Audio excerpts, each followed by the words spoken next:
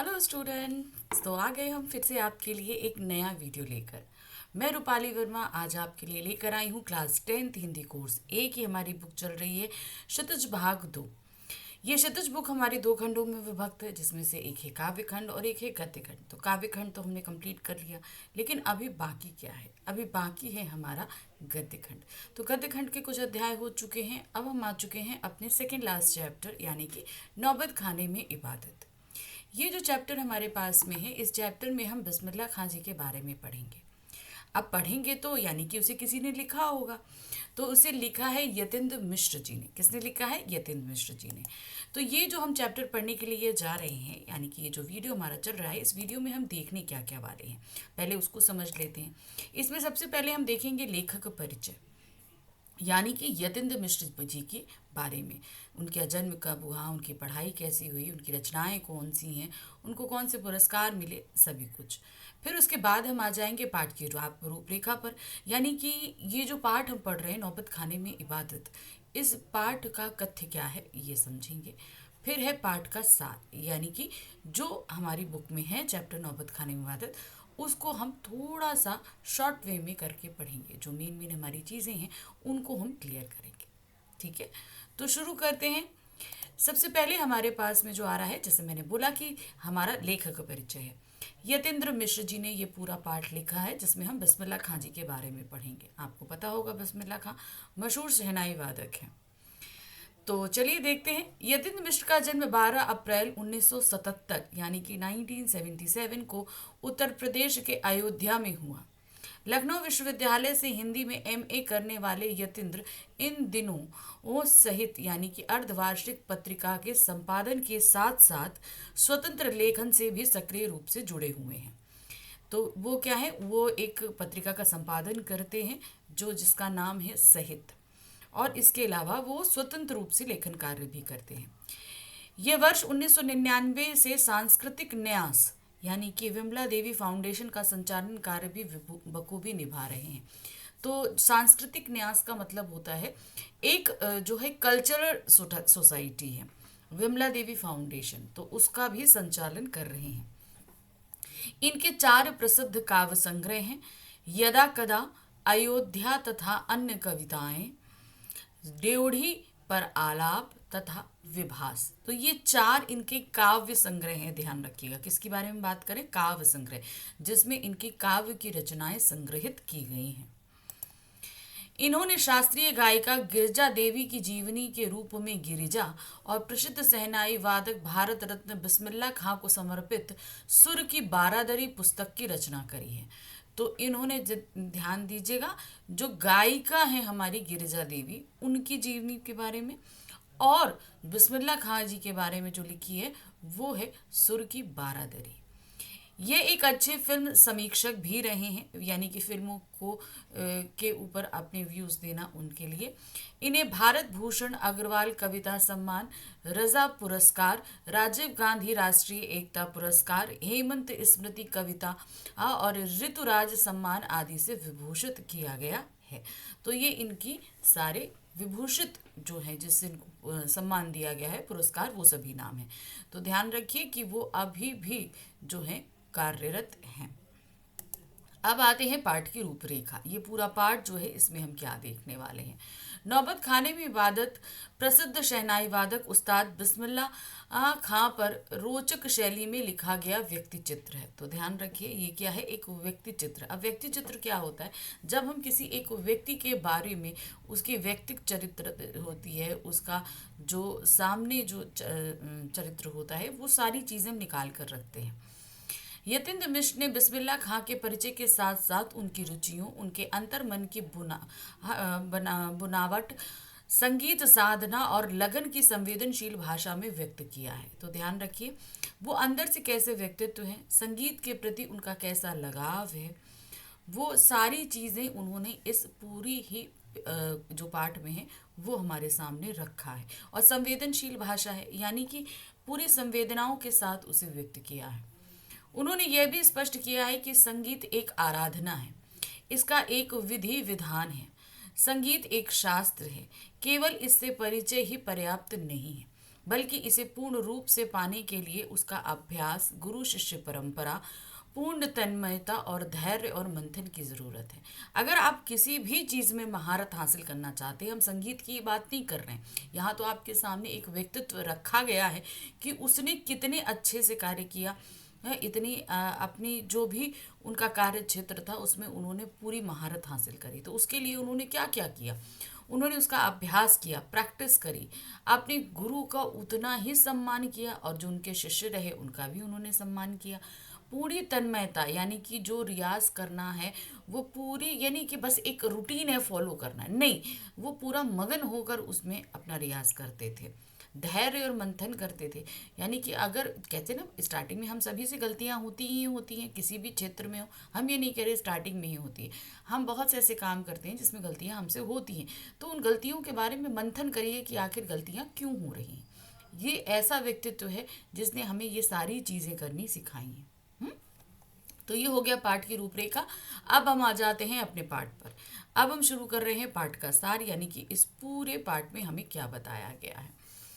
बालक अमीरुद्दीन तथा बिस्मिल्लाह खां, आप सभी को पता है बिस्मिल्लाह खां के बचपन का नाम अमीरुद्दीन था, तो इन दोनों के ही बारे में बताना, यानी कि भाई अमीरुद्दीन तो बचपना रहा, लेकिन जब वो बिस्मिल्लाह खां बने तो उनका क्या व्यक्तित्व रहा। अमीरुद्दीन आयु में अभी केवल 6 वर्ष का है और उसका बड़ा भाई शमशुद्दीन 9 वर्ष का है। अमीरुद्दीन को रागों की अधिक जानकारी नहीं है। दोनों भाइयों के मामा बात बात पर कल्याण, भैरवी, ललित, भीम पलासी, मुल्तानी रागों की बात करते रहते हैं। अब ध्यान रखिएगा, ये जितने भी रागों के नाम हैं, कल्याण, भैरवी, ललित, भीम पलासी और मुल्तानी, ये सभी राग हैं, इनके नाम याद रखिएगा, ये क्वेश्चंस में पूछे जा सकते हैं। कहते रहते, जबकि वो बातें उन दोनों की समझ में नहीं आती। अब बच्चा है, 6 साल के हैं, 9 साल के हैं, जब वो इन तरह की रागों की बात कर रहे हैं तो उनकी समझ में कुछ नहीं आ रहा, सब उनके सर के ऊपर से जा रहा है। दोनों मामा सादिक हुसैन तथा अली बख्श देश के जाने माने शहनाई वादक हैं। अब ध्यान रखिएगा, सादिक हुसैन और अली बख्श उनके मामा हैं और दोनों ही देश के मशहूर शहनाई वादक भी हैं। उनकी दिनचर्या में बालाजी का मंदिर सबसे ऊपर आता है तथा उनके हर दिन की शुरुआत इन्हीं की ड्योढ़ी यानी दहलीज पर होती है। हम किसकी बात कर रहे हैं? मामा की बात कर रहे हैं। उनके दिन की शुरुआत सबसे पहले कहाँ से होती है? बालाजी के मंदिर से। तो वहाँ पर अपना आस्था प्रकट करते, वहाँ शहनाई वादन करते, इस तरीके से उनके दिन की शुरुआत हुआ करती थी। अमीरुद्दीन का जन्म, अब क्या इससे जन्म से जुड़ी क्या चीज़ है? अमीरुद्दीन का जन्म बिहार के डुमराव में एक संगीत प्रेमी परिवार में हुआ था। ध्यान रखिए, उनका जन्म बिहार के डुमराव में हुआ था, जबकि बिस्मिल्लाह खां काशी में रहे हैं। तो जन्म स्थल अलग है और कार्य स्थल अलग है। तो जन्म स्थल है उनका डुमराव। बालक अमीरुद्दीन 5-6 वर्ष डुमराव में बिताकर अपने ननिहाल काशी बनारस आ गए, यानी कि 5 से 6 साल की उम्र में वो कहाँ आ गए थे? काशी आ गए थे, अपने नाना के यहाँ। डुमराव का इतिहास में कोई स्थान नहीं है, यानी कि वहाँ कुछ ऐसा घटना नहीं घटी कि लोग उसे याद रखें। केवल इस तथ्य के अतिरिक्त, अब कौन सा तथ्य है? शहनाई बजाने के लिए जिस रीढ़ का प्रयोग होता है वह नरकट यानी कि एक प्रकार की घास से बनाई जाती है। ये घास डुमराव में मुख्यतः सोन नदी के किनारे पाई जाती है। तो पहला जो है, डुमराव का कोई इतिहास नहीं है, इसलिए वो कहीं पर भी फेमस नहीं है। आप कहीं पर भी ऐतिहासिक पुस्तकों में उसका नाम नहीं देखेंगे। सिर्फ 2 चीज़ों के लिए डुमराव प्रसिद्ध है। पहला, डुमराव इसलिए प्रसिद्ध है क्योंकि उसकी सोन नदी में एक घास मिलती है जिसका नाम है रीढ़, जिससे शहनाई बनती है। वो कहीं और नहीं मिलती। और दूसरा जिसके लिए जो है डुमराव जाना जाता है वो है अमीरुद्दीन के परदादा सालार हुसैन खां डुमराव के निवासी थे। तो जो अमीरुद्दीन के जो परदादा थे वो कहाँ, उनका परदादा का नाम क्या था? उस्ताद सालार हुसैन खां। वो कहाँ पर रहते थे? वो डुमराव में रहते थे। संगीत की प्रेरणा, अब आखिरकार ये जो बालक अमीरुद्दीन हैं, जब इनको संगीत में इंटरेस्ट आया तभी ये बिस्मिल्लाह खां बने। तो आखिर उन्हें ये इंटरेस्ट आया कैसे? ठीक है, अमीरुद्दीन यानी कि बिस्मिल्लाह खां को 14 साल की उम्र में पुराने बालाजी के मंदिर के नौबत खाने में रियाज यानी अभ्यास के लिए जाना पड़ता था। कौन सी उम्र में? 14 साल की उम्र में। उन्हें क्या होता था, जैसे मामा जाते थे वैसे इन लोगों को भी जाना पड़ता था। कहाँ पर? बालाजी के मंदिर में। डेली उनको रियाज करने जाना पड़ता। बालक अमीरुद्दीन को बालाजी मंदिर तक जाने का वह रास्ता पसंद था जो रसूलन बाई और बतूलन बाई से के यहाँ से होकर गुजरता था। अब हर जगह का जाने का अपना एक रास्ता होता है, तो इनके घर से बालाजी के मंदिर जाने का एक रास्ता था जो शॉर्टकट था, और वो पड़ता था रसूलन बाई और बतूलन बाई के घर से होकर, और इसी रास्ते को अमीरुद्दीन बहुत पसंद करते थे। अब कारण क्या था? क्योंकि उनके गानों को सुनकर उसे अत्यंत प्रसन्नता होती थी। अब रसूलन बाई बतूलन बाई जो गायन करती थी वो बहुत कर्णप्रिय गायन था, यानी कि इतना सुरीला कि उसको सुनने का मन करे। तो वो क्या करते थे, उसी रास्ते से जाते थे और दोनों का गाना सुनते थे। अपने ढेरों साक्षात्कारों में बिस्मिल्लाह खान साहब ने इस बात का स्वीकार किया है कि उन्हें अपने जीवन के आरंभिक दिनों में संगीत से लगाव इन्हीं गायिका बहनों के कारण हुआ। यानी कि पहले शहनाई तो बजाते थे, लेकिन अब चूंकि मामा बजा रहे, नाना बजा रहे हैं, तो जाहिर सी बात है उनको भी बजाने के लिए जाना पड़ता था। अब उनके अंदर सुर भी थे तो बजाते भी थे। अब आगे क्या हुआ कि ये हुआ, संगीत के प्रति अभी उनका लगाव नहीं था। कुछ भी कर लो, इतना अभी वो कहते हैं ना, एक हम पूरी तरह डिवोटेड हो जाए जिस काम के लिए, वो चीज़ अभी इनके अंदर नहीं थी। लेकिन रसूलन बाई बतूलन बाई को जब जब वो गाने के लिए से सुनते, संगीत की तरफ उनकी आस्था झुकाव बढ़ता जा रहा था। और ये बात बिस्मिल्लाह खां के बहुत से इंटरव्यू में उन्होंने खुद कही है कि संगीत की तरफ उनका झुकाव इन दो बहनों की गायन की वजह से ही हुआ है, क्योंकि वो बहुत ही बेहतरीन गाती थी। नेक्स्ट आते हैं सजदे में सुर की मांग। अब बिस्मिल्लाह खां को आप जानते हैं कि इतना बढ़िया शहनाई वादन करते थे, लेकिन तब भी पांचों वक्त की नमाज में वो हमेशा खुदा से सच्चे सुर ही मांगते थे। तो मतलब कहने का क्या है, वो अभी जिस मुकाम पर पहुंचे थे उन्हें अभी सेटिस्फेक्शन नहीं था। उन्हें ये लग रहा था कि मैं रियाज करके इससे अच्छा भी कर सकता हूँ।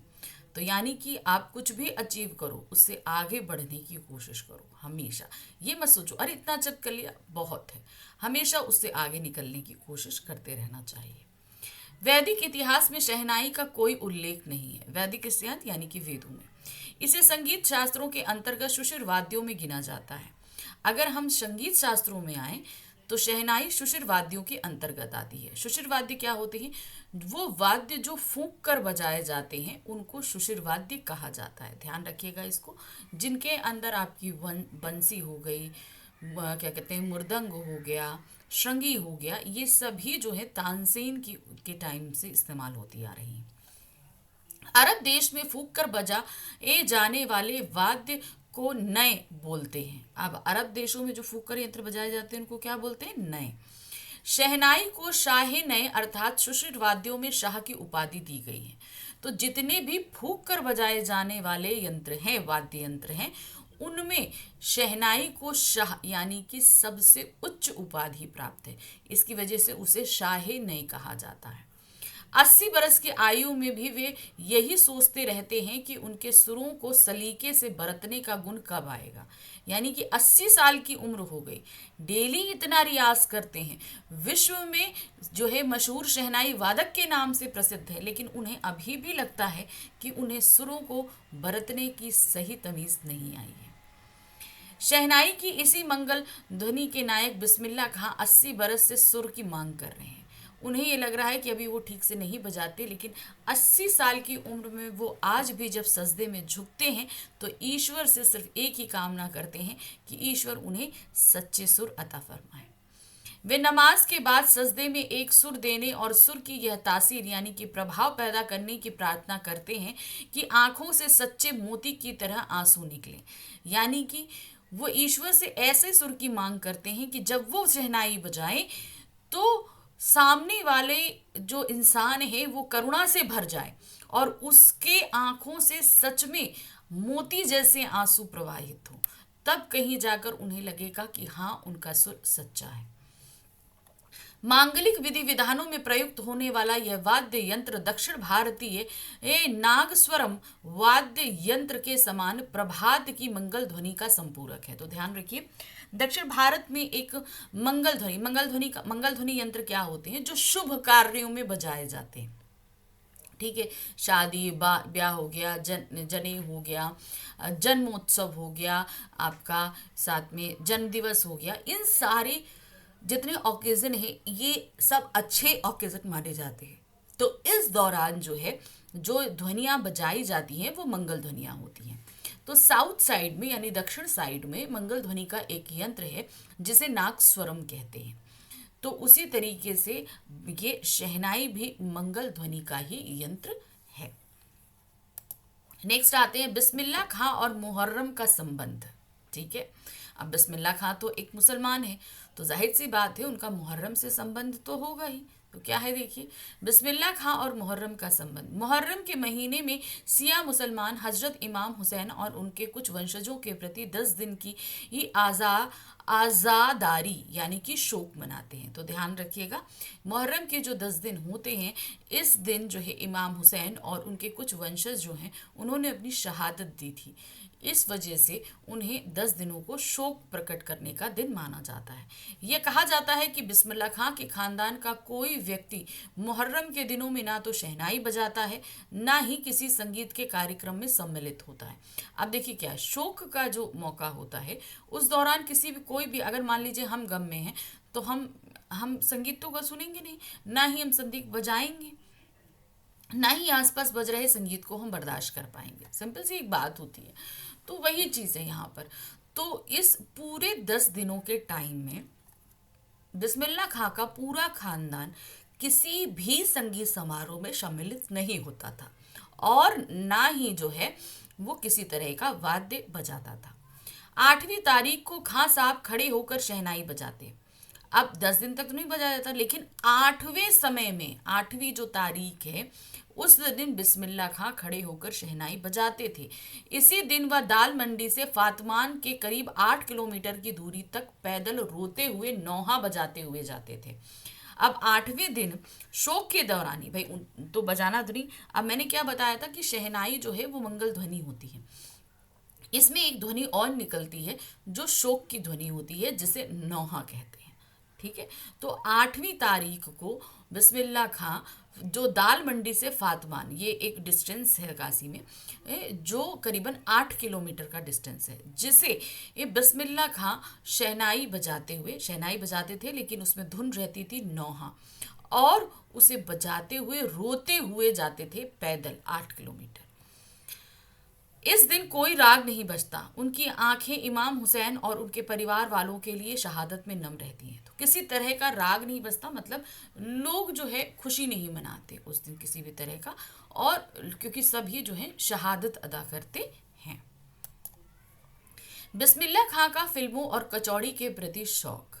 ठीक है, अब बिस्मिल्लाह खां अपने यंग एज को याद करते हुए बताते हैं कि उन्हें काशी में कुलसुम हलवाइन की देसी घी की कचौड़ियाँ बहुत पसंद थी, जिसे वो संगीत में कचौड़ियाँ भी कहते थे। और फिल्मों का शौक, मतलब फिल्मों में उन्हें सुलोचना बहुत अच्छी लगती थी। ठीक है, तो उनकी पिक्चर देखने वो ज़रूर जाया करते थे। और उस पिक्चर का टिकट कैसे खरीदते थे, यानी कि वो 2 पैसे मामा से, 2 पैसे मौसी से और 2 पैसे नानी से लेकर वो 6 पैसों में टिकट खरीदा। उस समय 6 पैसे में टिकट आता था। बिस्मिल्लाह खां छुपकर नाना को शहनाई बजाते हुए सुनते थे। जब सब लोग रियाज के बाद अपनी जगह से उठकर चले जाते, तब बिस्मिल्लाह खां ढेरों वो छोटी बड़ी शहनाइयों में से अपने नाना वाली शहनाई ढूंढते और एक एक शहनाई को फेंक कर खारिज यानी रद्द करते जाते। अब क्या था भाई, नाना और मामा दोनों ही रियाज किया करते थे, तीनों लोग, यानी कि दोनों मामा और नाना जो है बैठ के रियाज करते थे। अब रियाज करके जब वो शहनाइयाँ रख के चले जाएं तो अमीरुद्दीन आए, अब वो तो छोटे थे उस समय, आए और वो नाना वाली शहनाई ढूंढे, क्योंकि नाना जो शहनाई बजाते थे वो बहुत मधुर धुन में था। तो उन्हें लगता था कि नहीं, वो जो शहनाई है वो जादू वाली शहनाई। अब एक शहनाई बजाएं, उसको फूंके, बेकार है, इसमें से वो सुर नहीं निकल ले, दूसरा, इस तरह एक एक को खारिज करते जाते, रद्द करते जाते कि ये नाना वाली शहनाई नहीं है। उन्हें बचपन में फिल्मों का बहुत शौक था। उन दिनों 3rd क्लास का टिकट 6 पैसे में मिलता था। वह इसके लिए 2 पैसे मामू, 2 पैसे मौसी और 2 पैसे नानी से लेकर घंटों में लाइन लगकर टिकट हासिल करते थे। जैसे मैंने अभी आपको बताया, वह सुलोचना की फिल्मों के बहुत बड़े शौकीन थे। किसके? सुलोचना के। सुलोचना हीरोइन है ना, तो उनकी फिल्मों के बहुत बड़े शौकीन थे। इधर सुलोचना की नई फिल्म सिनेमा हॉल में आई और उधर अमीरुद्दीन अपनी कमाई लेकर चले एक फिल्म देखने। तो भाई अब रियाज के लिए बालाजी मंदिर पे जाते थे ना शहनाई बजाने, तो वहां से भी उन्हें पैसे मिलते थे, तो वो उनकी कमाई हो जाती थी। और कभी अगर पैसे ना रहे तो वो मामा मौसी और नानी से दो दो पैसे इकट्ठा करके फिल्म देखने चले जाते थे। अब उनकी कमाई क्या है, जो बालाजी मंदिर पर रोज की शहनाई बजाने पर उन्हें मिलती थी। इसी तरह वह कुलसुम की देसी घी में तली संगीत में कचौड़ी के भी शौकीन थे। संगीत में कचौड़ी इसलिए क्योंकि कुलसुम जब कलकलाते घी में कचौड़ी डालती थी तो उस समय छन्न उठने वाली आवाज उन्हें सारे आरोह अवरोह दिखा जाती थी। अब आप सभी ने कभी देखा होगा, घर पे भी देखा होगा और बाहर में भी देखा होगा, हलवाई जब है बहुत कढ़ावा भर के घी में पूरी डाले, कचौड़ी डाले या समोसे डाले, तो वो जब डालता है तो वो छन्न की आवाज आती है, फिर वो कल कल कल कल करते हुए वो बाहर की तरफ आते हैं। तो वो जो है वो संगीत उन्हें बड़ा पसंद था और ख़ास तौर से ये कचौड़ी तो उनको टेस्टी लगती ही थी, इसीलिए कुलसुम हलवाई की कचौड़ी को वो संगीत में कचौड़ी कहा करते थे। अब आते हैं बिस्मिल्लाह खां और काशी, इन दोनों का अटूट बंधन है। काशी में संगीत कार्यक्रम के आयोजन की परंपरा पिछले कई वर्षों से शहर के दक्षिण में लंका पर स्थित संकटमोचन मंदिर में चली आ रही है। तो लंका जो है एक जगह है, कहाँ, बनारस में, काशी में, और उस जगह पर संकटमोचन जी का मंदिर है। तो जब हनुमान जयंती होती तो 5 दिन लगातार वहाँ संगीत कार्यक्रम आयोजित किया जाता था। हनुमान जयंती के अवसर पर यहाँ 5 दिन तक शास्त्रीय एवं उपशास्त्रीय गायन वादन का उत्कृष्ट सभा होती थी। गायन और वादन दोनों ही तरह की संगीत होते थे। इसमें बिस्मिल्लाह खां अवश्य रहते थे, तो इसमें हमेशा बिस्मिल्लाह खां परफॉर्म किया करते थे। बिस्मिल्लाह खां की काशी विश्वनाथ जी के प्रति भी अपार श्रद्धा थी। अब हम बालाजी की मंदिर की बात नहीं करें, काशी विश्वनाथ की भी हम बात कर रहे हैं, उनके प्रति भी इनकी अपार आस्था थी। वे जब भी काशी से बाहर रहते तब विश्वनाथ व बालाजी मंदिर की दिशा की ओर मुंह करके बैठते और थोड़ी देर ही सही नगर उसी ओर शहनाई का प्याला घुमा दिया जाता। अब जैसे कि शहनाई वादन कहें तो वो सिर्फ भारत में ही नहीं विदेशों में भी शहनाई बजाया करते थे। तो कहीं भी रहें, देश में रहें विदेश में रहें, जब कभी भी वो शहनाई बजाते, वो जब भी जैसे प्रोग्राम स्टार्ट हुआ, मान लीजिए 1 घंटे का प्रोग्राम है, तो स्टार्टिंग के 5-7 मिनट या 15 मिनट वो जिस जहाँ पे भी बजाएं उनकी शहनाई वो उस तरफ मोड़ देते थे जिधर बाल जो है काशी विश्वनाथ का मंदिर होता। तो इस तरीके से काशी विश्वनाथ के प्रति अपनी आस्था को वो ऐसे व्यक्त करते थे। बिस्मिल्लाह खां ने इस बात को स्वीकार किया है कि काशी की धरती को छोड़कर वह कहीं नहीं जा सकते, क्योंकि यहाँ गंगा मैया सहित बाबा विश्वनाथ और बालाजी का मंदिर है। तो काशी में उनकी कितनी आस्था है इस बात से पता चलता है कि वो इतने बड़े शहनाई वादक रहे, देश विदेश घूमते रहे, लेकिन रहे वो हमेशा काशी में। वो काशी कहते मैं काशी छोड़कर कभी नहीं जा सकता, क्योंकि काशी में गंगा मैया है, बालाजी का मंदिर है, काशी विश्वनाथ है, तो इसी से मैं जुड़ा हुआ हूँ, क्योंकि उनके जीवन में ये सांसों की तरह पिरोया हुआ है, जिसमें उनके खानदान की कई पीढ़ियों ने शहनाई बजाई है। तो यहाँ पर उनके खानदान की कई पीढ़ियाँ जो हैं उन्होंने शहनाई बजाई है, तो वो उसे कैसे छोड़ के जा सकते हैं। उनके लिए शहनाई और काशी से बढ़कर इस धरती पर और कोई जन्नत नहीं है।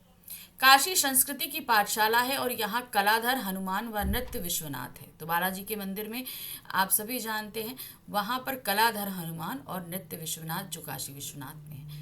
काशी में हजारों सालों का इतिहास है, बहुत पुराना इतिहास है, हम सभी जानते हैं। यहाँ की संस्कृति, संगीत, मंदिर, शक्ति, भक्ति, आस्था सब एक दूसरे में घुल मिल गए हैं और उन्हें अलग अलग करके नहीं देखा जा सकता।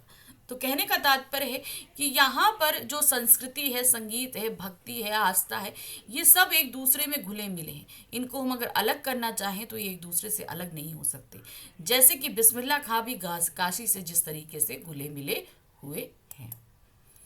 शहनाई के कारण सम्मान, अब शहनाई के कारण उनको सम्मान तो प्राप्त हुआ, हम सभी को पता है वो भारत रत्न विजेता है। बिस्मिल्लाह खां और उनकी शहनाई दोनों एक दूसरे के पर्याय थे। अगर हम बिस्मिल्लाह खां का नाम लेते हैं तो हमें शहनाई का नाम याद आता है, और अगर हम शहनाई का नाम ले तो स्वतः ही बिस्मिल्लाह खां याद आ जाते हैं। तो इसलिए शहनाई की पहचान हमारे सामने बिस्मिल्लाह खां ने बनाई है।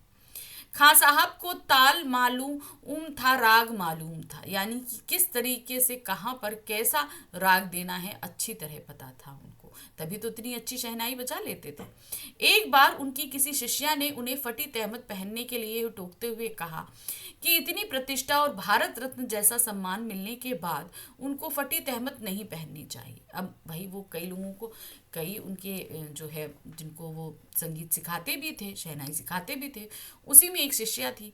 एक बार उन्होंने फटी तहमत, तहमत मतलब आप जानते हो लुंगी, पहनी हुई थी। तो उनके शिष्य ने टोक दिया कि भाई आप इतने मशहूर शहनाई वादक हैं, आपको भारत रत्न प्राप्त हो गया, अब आप ये फटी तहमत क्यों पहनते हैं? तो उसके जवाब में उन्होंने क्या कहा सुनिए। बिस्मिल्लाह खां का उत्तर था कि सम्मान उन्हें उनकी शहनाई के कारण मिला है, यानी कि जो उन्हें भारत रत्न का सम्मान मिला है वो शहनाई के कारण मिला है, इस फटी तहमत के लिए नहीं, ना कि वस्त्र के कारण। उनका कहना था कि मालिक से यही दुआ है, यानी कि खुदा से यही दुआ है कि सुर ना फटे, चाहे तहमत फट जाए, क्योंकि फटी तहमत तो सिल जाएगी। तो वो कहते हैं कि उनके सुर कभी ना फटे, हमेशा वो मधुर सहनाई बजाते रहें, बस इतनी कृपा रखे। और कपड़ा क्या है, तुम लुंगी आज फटी है तो कल सिल जाएगी। भाई कपड़ा तो आज फटा है तो कल सिल सकता है, लेकिन अगर कभी हमारी जो है गला फट जाएगा तो मैं कभी उस चीज़ को हासिल नहीं कर पाऊंगा। तो ये था उनका शहनाई के प्रति सम्मान, और इसीलिए उनको इतना सम्मान प्राप्त था। बिस्मिल्लाह खां का दर्द। अब जब वो छोटे से लेकर बड़े हो गए, बुढ़ापा उन्होंने काशी में देखा, तो इस दौरान जो है बहुत बदलाव हुए। काशी में जो है आधुनिकता ने कदम रख दिए। इस आधुनिकता ने जो है इंसानों को भौतिकवादी बना दिया, यानी कि प्रैक्टिकल बना दिया। तो उन प्रैक्टिकलिज्म की वजह से काफ़ी चीज़ें जो चेंज हुई काशी में, लोगों के व्यवहार में, वो उन्हें पसंद नहीं आया। संगीत के प्रति लोगों का जो अदब था वो अब नहीं रहा। जो खाने पीने की चीज़ें थी अब वो काशी में नहीं मिलती। तो ये सारी चीज़ें जो हैं अब नहीं हैं, इस चीज़ का उनको बहुत दर्द है। बिस्मिल्लाह खां को यह दुख है कि अब काशी में पहले वाली मलाई, बर्फ, कचौड़ी, जलेबियां नहीं मिलती, और ना संगीतियों के लिए गायकों के मन में पहले जैसा कोई आदर है। यानी कि जो लोग संगीत बजाते हैं या गाते हैं, उनके प्रति उन लोगों के प्रति जो है अब लोग उतना सम्मान नहीं रखते हैं। अब घंटों रियाज को कोई नहीं पूछता। यानी कि पहले हम लोग जब बजाया करते थे, बोलते तो हम लोग कितना टाइम प्रैक्टिस किया करते थे, लेकिन अब लोग जो है प्रैक्टिस नहीं करना चाहते। कजली, चैती और शिष्टाचार वाले पहले के समय को याद कर वे भाव विभोर हो जाते हैं। यानी कि रियाज के टाइम वो जो सुरताल लगाया करते थे, उन सुरतालों को याद करके अब वो बहुत भावुक हो जाते हैं कि आज के समय में कोई भी ही इस तरह के सुर नहीं लगाता है, जिनका आज अभाव है। यानी कि आज ये सारे लोग ये ऐसे राग नहीं देते हैं। इसके उपरांत भी काशी की सुबह और शाम आज भी संगीत के सुरों के साथ होती है। इतना सब उनके दर्द तो है ही है, लेकिन ये तब भी आज ये कहते हैं कि संगीत के सुर पर जागना और सोना काशी में आज भी बस्तूर बाकी है। यह एक पावन भूमि है, यही मरना की मंगलदायक है। यह दो कौमों की एकता का प्रतीक है। बात सही है, दो कौमें हैं। आप देखिए वो मुसलमान होते हुए भी बालाजी मंदिर में और काशी विश्वनाथ में पूरी आस्था रखते थे, लेकिन अपने धर्म के सभी परंपराओं को भी बखूबी निभाते थे। तो ये सिर्फ बिस्मिल्लाह खां के अंदर नहीं था, ये हम देखेंगे तो वहाँ सारे धर्म बहुत ही हंसी खुशी रहते हैं। तो काशी जो है वो सांप्रदायिक सौहार्द का केंद्र भी है, आस्था का केंद्र है, भक्ति का केंद्र है, परंपरा का केंद्र है, ये माना जाता है। बिस्मिल्लाह खां की मृत्यु। बिस्मिल्लाह खां जो है हमारे दिलों में शहनाई के लिए बसे, शहनाई को एक मुकाम तक लाने का काम उनका रहा। भारत रत्न से लेकर इस देश के ढेरों विश्वविद्यालयों की मानद उपाधियों से अलंकृत व संगीत नाटक अकादमी पुरस्कार व पद्म विभूषण जैसे अनेक सम्मानों से विभूषित बिस्मिल्लाह खां को 90 वर्ष की भरी पूरी आयु में 21 अगस्त 2006 को स्वर्गवास हो गया। तो उनने क्या कहते हैं, इतना टाइम उन्होंने अपनी लाइफ में शहनाई बजाई, 80 साल हम कहते हैं कि उन्होंने अपने दिए ये शहनाई को, और 90 वर्ष की आयु में उनकी मृत्यु हो गई 2006 में 21 अगस्त को। तो ये था हमारा पूरा पाठ जिसमें हमने बिस्मिल्लाह खां जी के बारे में जाना। तो बिस्मिल्लाह खां एक ऐसे व्यक्तित्व हैं जो हमारे सामने एक एग्जाम्पल पैदा करते हैं सांप्रदायिक सौहार्द का, कि चाहे जितना धर्म हो, कुछ भी हो, हमें अपने धर्म की तो इज्जत करनी है, लेकिन साथ ही साथ दूसरे के धर्मों को भी उतनी ही तवज्जो और इज्जत देनी है जितनी कि हम करते हैं। तो यहाँ पर इन बिस्मिल्लाह खां के ज़रिए हमने बहुत सारी चीज़ें, जहाँ काशी को जाना, शहनाई को जाना और बिस्मिल्लाह खां को भी जाना, तो ये सारा चैप्टर मैंने आपको क्लियर किया। लेकिन ध्यान रखिएगा, चैप्टर जब तक आप अच्छे से नहीं पढ़ोगे, किसी भी तरह के क्वेश्चन का आंसर नहीं दे पाओगे। मैंने कोशिश करी है इंपॉर्टेंट सभी चीज़ें आपको इस वीडियो में दे सकूं। तो जो जो चीज़ें, डेट्स हैं, जो सम्मान का नाम है, जगहों का नाम है, जो घटनाएं हैं, वो सभी मैंने आपको मेंशन करी हैं। आई थिंक आपको चैप्टर अच्छे से समझ में आया होगा। अब हम लेकर आएंगे गद्यखंड का हमारा आखिरी चैप्टर, संस्कृति। तो मिलते हैं नेक्स्ट वीडियो में। Thank you for watching. Bye bye.